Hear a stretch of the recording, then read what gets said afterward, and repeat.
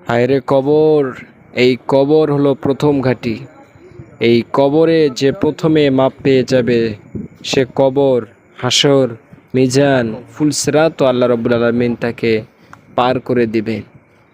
আল্লাহ রাসূল সাল্লাল্লাহু আলাইহি সাল্লাম বলেন যে গুরুত্ব সহকারে ইহতিমামের সহিত 5 ওয়াক্ত নামাজ জামাতের সহিত আদায় করে আল্লাহ রাব্বুল আলামিন তাকে 5 প্রকারে সম্মানিত করে। প্রথম, আল্লাহ রাব্বুল আলামিন তার রুজি রোজগারের সংকীর্ণতা দূর করে দেন। দ্বিতীয়ত, আল্লাহ রাব্বুল আলামিন তার কবরের আযাব মাফ করে দেন। তৃতীয়ত, আল্লাহ রাব্বুল আলামিন তাকে ডান হাতে আমলনামা দেন। চতুর্থত, আল্লাহ রাব্বুল আলামিন তাকে ফুলসিরাতের রাস্তা বিদ্যুতের ন্যায় গতিতে পার করে দেন।